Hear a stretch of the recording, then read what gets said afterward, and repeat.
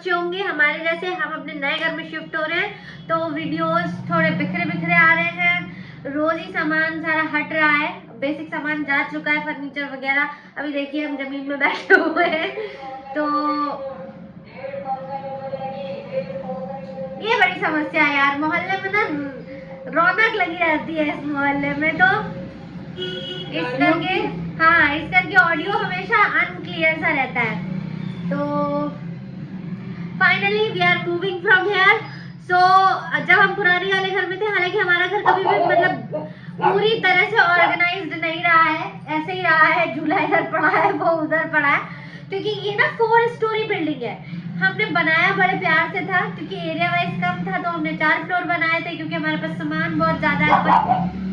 और लेकिन कभी भी माता जी हमारी ऊपर जाके मैनेज नहीं कर पाई बेचारी, मतलब उन्होंने सजाया सब हमने, लेकिन ऊपर चढ़ने बढ़ने में प्रॉब्लम रही तो शूट नहीं हो पाया। उस वाले घर में हम कोशिश करेंगे, क्योंकि वो अभी 2 ही स्टोरी बना हुआ है, तो इसलिए इतना तो चढ़ा जा सकता है। और माते का मैंने जानबूझ के बेडरूम 2nd फ्लोर पे ही रखा है, मतलब 1st फ्लोर पे ही रखा है, ग्राउंड फ्लोर पे नहीं रखा है, सो दैट कि इनका आवक जावक लगा रहे।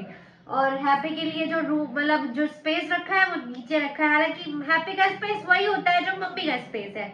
मालिन मैम को बहुत चिंता हो रही है माते की कि कैसे कैसे बेचारी ये औरत अरेंज करेगी सारी चीजें, कैसे मतलब मैनेज करेंगी, ये कर लेंगे धीरे धीरे धीरे धीरे हो ही जाएगा। मेरे पास कोई मेट नहीं है। फिलहाल उन्होंने क्वेश्चन पूछा था तो मैंने उनको रिप्लाई तो किया है, बट मैं एक इंटरेस्टिंग सी स्टोरी सुनाना चाहती हूँ।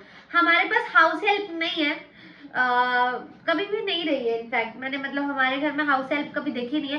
इस एरिया में जब हम आए थे ना, क्योंकि पहले तो हमारा जॉइंट सिस्टम था और हालात भी इतने अच्छे नहीं रहे कि हम इनके लिए एक हाउस हेल्प अरेंज करें जो इनको हेल्प करे घर के कामों में, तो मैं ही इनकी हेल्प रही हूँ जब तक मैं यहाँ पे रहती हूँ।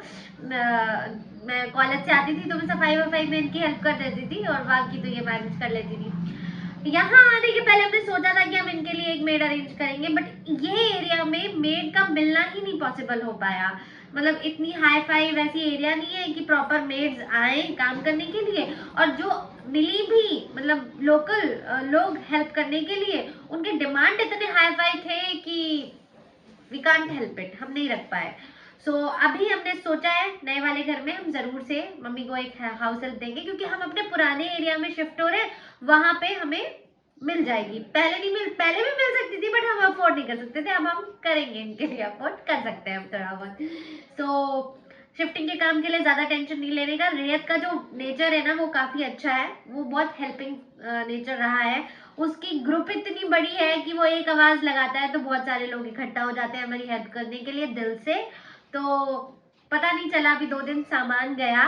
हालांकि वो मम्मी की गृहस्थी ऐसी है ना कि किसी बेचारे के बस की बात नहीं है कि वो खुद से सारी चीजें अरेंज कर देगा, करना इन्हें ही पड़ेगा, क्योंकि इन्होंने बहुत ही भयानक गृहस्थी जमा करके रखी हुई है।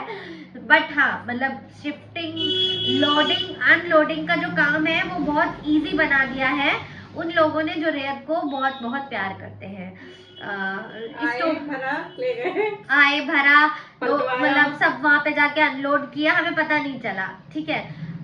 तो उनका थैंक यू। एंड रेयत की स्टोरी सुनाती हूँ मैं। वो थोड़ा सा केयरफ्री बंदा है, मतलब मैं कई बार उसके इस नेचर से परेशान भी रहती हूँ कि वो इतना केयरफ्री क्यों है, बट ठीक है वो है। बट वो ना केयरफ्री होने के साथ साथ केयरफुल बहुत है लोगों के लिए, हर लोग के लिए, ऐसा नहीं है सिर्फ घर वालों के लिए। तो पूरे एरिया में इट्स लाइक दंगल दंगल तो मतलब ही इज लाइक बाहुबली, ठीक है। सो जिस पे भी आवाज लगाई वो खुद भी एक आवाज में लोगों की हेल्प के लिए प्रेजेंट रहता है। और वो ना ऐसा है कि मतलब वो दिमाग नहीं लगाता है कि मुझे उससे लाभ क्या मिलेगा, प्रॉफिट क्या मिलेगा, वो हेल्प दिल से कर देता है। पूरे कोविड भर हमारे मेडिकल स्टोर को बिल्कुल ग्रोसरी हाउस बनाया हुआ था लोगों की हेल्प के लिए, क्योंकि हम कोई बहुत हाई फाई एरिया से बिलोंग नहीं करते। People are from the middle class background, from lower middle class, and that too कुछ मतलब वहाँ की ऐसी लोकेलिटी भी है जो पुअर बैकग्राउंड है जिनका। सो उसने सबकी हेल्प की है अभी तक, कोविड के पहले भी, बहुत टाइम से भी, जब से वो थोड़ा बड़ा हुआ है और उसने चीज़ों को समझना शुरू किया है। सो एक आवाज़ में बहुत सारे लोग इकट्ठा हो जाते हैं टू हेल्प अस। ये एक चीज़ रेत की वजह से बहुत अच्छी है। और एक स्टोरी सुनाऊं, अभी थोड़े दिन पहले, कल वो लड़का आया भी था हनी, उसने पूरा काम किया, 2 दिन से वो आ रहा है। तो थोड़े दिन पहले वो हमारे मेडिकल स्टोर के बाहर एकदम बेहोश हो गया था, मतलब जान ही नहीं थी उसके शरीर में। तो पापा पास में ही थे, मतलब शोर वोर हुआ, पापा सब इकट्ठा हुए, पापा भी गए। तो मेडिकल स्टोर से जल्दी जल्दी उसको मतलब इनर्जल वगैरह, इलेक्ट्रॉल वगैरह घोल घोल के पिलाया कि शायद मतलब कमजोरी का चक्कर है या जो कुछ भी है। वो थोड़ा सा होश में आया, कॉन्शियसनेस उसकी वापस आई। तो उसने बोला कि मैं बचूंगा नहीं, मतलब वो इनर कॉन्शियसनेस नहीं होती, इनर कंसाइंस आपकी कहती है कि कुछ गड़बड़ हो रहा है आपके साथ, वैसा वाला। तो पापा ने कहा कि ऐसे रो मत और परेशान मत हो, ठीक हो जाओगे। लिटाया हुआ था उसको हमारे यहाँ पे मेडिकल स्टोर पे, एंड बोला तुम परेशान मत हो, मैं तुम्हारे पापा को बुला रहा हूँ। ही दैट पर्सन ही सेड कि नहीं, मेरे घर से किसी को मत बुलाओ, रजत भाई को बुलाओ, रेयत को। सो रेयत को जल्दी जल्दी बुलाया गया। रेयत को काफी नॉलेज है, मतलब अब ये तो जीवन और मृत्यु जो है ये तो ईश्वर के हाथ में होती है कि ईश्वर किसको कितनी जल्दी ठीक कर देते हैं या क्या चाहते हैं किसके लिए। बट हाँ, रेत का दिमाग ना ऐसे टिक टिक काम करता है। ये भी कई बार हमें ऐसा लगा कि क्या हुआ क्या हुआ, और रेत ने ना, रेत कांपता नहीं है, रेत परेशान नहीं होता है, वो ना अपना दिमाग लगाता है मेडिसिन के साथ। तो रहते रहते उसको थोड़ी नॉलेज हो चुकी है, तो वो ऐसे टक से वापस ले आता है। तो फिर उसने जल्दी जल्दी जो कुछ भी उसे समझ में आया कि उसका बीपी इतना हाई है या लो है, जो कुछ भी मतलब रहा, उसने फट फट फट फट 2-3 इंजेक्शन उसके बॉडी में डाले। और क्योंकि वो गिर चुका था, कोलैप्स कर रहा था, देन उसके बाद थोड़ी देर के बाद उन इंजेक्शन ने ऐसे अपना मैजिक दिखाया और वो बंदा ठीक हुआ, उसे होश आया। रेयत के गले लग के वो बोला कि भाई मुझे लग रहा था मैं बचूंगा नहीं। फिर रेयत ने उसको मीठा मीठा खिलाया, एंड फिर बहुत मारा भी। क्योंकि वो ना स्मोक बहुत ज्यादा करता था, वो लड़का बहुत ज्यादा स्मोक करता था, जिसकी वजह से उसने अपनी हालत खराब करी हुई है। बट अभी वो सही रास्ते में, उसने रेयत को प्रॉमिस किया है कि वो सही सही सही डायरेक्शन में चलेगा। तो बहुत सारे पेरेंट्स हैं जो माते को ये बोलते हैं कि इनके बच्चे ने उनके बच्चों को बचाया है, सही रास्ते पे लाया है, केयर की है। तो हम बहुत रिच नहीं है, बट मतलब रिच भी नहीं है बहुत, तो बात ही अलग है। बट यस, हम मतलब इस तरीके की जो हेल्पिंग नेचर है रेयत का, पापा का, माते का भी, मैं तो यहाँ ज्यादा रही भी नहीं हूँ इनफैक्ट, तो उसकी वजह से ना मुझे बहुत प्राउड फील होता है कि ऐसे एक आवाज लगाई ना और ऐसे भीड़ हुजूम इकट्ठा हो जाता है लोगों का। क्योंकि यहाँ शायद लोगों को आपको देने के लिए पैसा नहीं है, but physically they will be there at your single voice which matters a lot.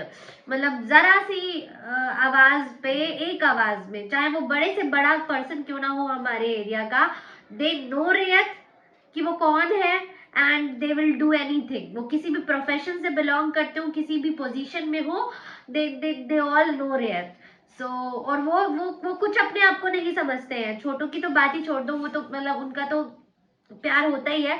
बड़ों का भी, जिनका प्रोफाइल बहुत अच्छा है, वो भी उसके एक आवाज में वो बोलेगा सामान ढो हमारे घर का ना, तो वो बेचारे ढो देते हैं। सो माले नाम ज्यादा चिंता मत करिए, यहाँ पे सब मैनेज हो जाएगा। और ये तो है ही, यही यही एक ये मैंने उतर उतर उतर यहाँ से, भाग यहाँ से, भाग यहाँ से, रुचिका झूला है, रुचिका झूला है, भाग यहाँ से, भाग यहाँ से। दिन भर सोता रहता, दिन भर सोता रहता, दिन भर सोता रहता है, दिन भर सोता। आई इसकी हाँ गब्बर मना कर, मत मारो भाई, मारे गब्बर फ्रेम से बाहर है, लेकिन इस समय उनका चेहरा देखने लायक है कि कैसे वो अपने चुड़ंकू को इतना प्यार करता है, चुड़ंकू से इतना ख्याल करता है, चुड़ंकू से इतना प्यार कैसे कर लेता है गब्बर। चुड़ंकू काट लेते हैं, और चुड़ंकू कच्चू कच्चू कर लेते हैं गब्बर भैया के। चल सो जा, चल सो जा, तेरे लिए छोटी गद्दा बिछा दी है, चल सो जा, झूला में सोएगा, चल सो जा, टाटा।